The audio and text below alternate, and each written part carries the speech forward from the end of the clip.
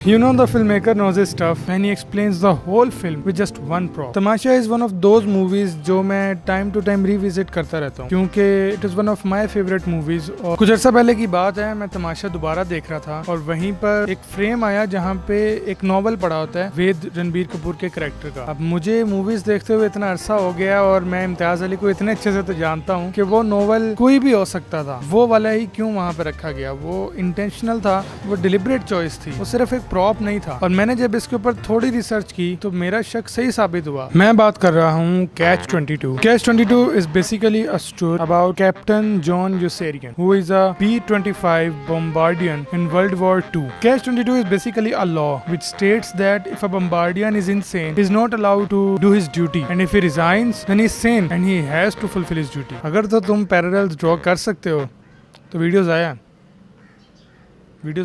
चलो मैं बताता हूँ। कैच 22 और तमाशा के दरमियान पैरेलल्स अगर आप ढूंढने जाओ तो आपको बहुत देखने को मिले। The first and foremost is a main character, यहाँ पर यूसेरियन और वहाँ पर वेद। दोनों कैरेक्टर्स एक इनसेन सिस्टम में सेन पर्सनैलिटी रखते हैं। वो दोनों अपने सिस्टम के फ्लॉज को समझते हैं और वो दोनों इस केज सिस्टम में से बाहर निकलना चाहते हैं। The next will be the Catch 22 and the world of movie Tamasha. देखो कैच 22 का जीनियस ये है कि वो अपने यूजर के हिसाब से अपने आप को अडेप्ट करता रहता है ताकि कोई भी इस लॉ को, इस वर्ल्ड को, इस वॉर को छोड़ नहीं सकता। Same goes for our education system और corporate system. It adept to the person. अपनी तरफ से ये मौका नहीं देता कि हम उसको लीव कर सकें। So Catch 22 is basically a mockumentary on our system. कैसे हमारा एजुकेशन सिस्टम, हमारा कॉर्पोरेट सिस्टम, हमारी सोसाइटी हमें एक केज के अंदर, हमें एक पिंजरे के अंदर एक रोबोट के तौर पे हमें ऑपरेट करता है, जो सिस्टम के फ्लॉज को समझता है और वो सिस्टम का पार्ट नहीं बनना चाहता। And Yossarian is every other person who has gained consciousness. देखो वेद की कहानी क्या थी।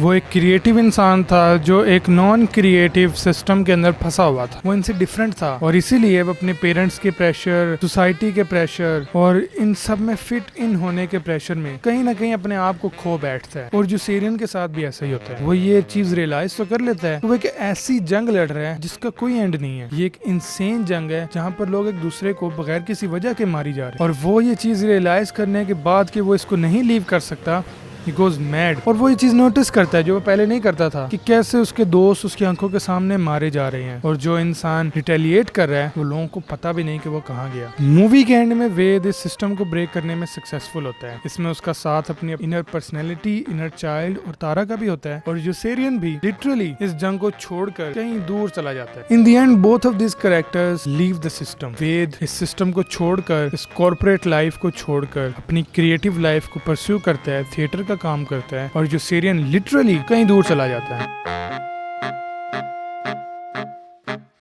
I love this kind of Easter eggs। मुझे बड़ा मजा आता है जब मूवी के अंदर फिल्म मेकर्स ऐसे छोटे छोटे ईस्टर एग छोड़ते हैं क्योंकि हर आदमी की मेहनत होती है, चाहे वो लाइट मैन से लेके साउंड डिजाइन, टी बॉय क्यों ना हो। और वो कुछ उन लोगों के लिए होते हैं जो बहुत क्राफ्ट की कदर करते हैं और वो बहुत इंटरेस्ट लेके डीप देखते हैं। ये उन लोगों के लिए ट्रीट होती है एक तरह की। और गेम्स में तो ये चीज बहुत ज्यादा होती है। ये जो कैच 22 वाला ईस्टर एग मैंने पकड़ा तो मेरे लिए तो तमाशा पहले यहाँ थी, अब वो यहाँ आ गई है। Well, that's it for today's video. Let's talk in the comments. I'll see you in the next one.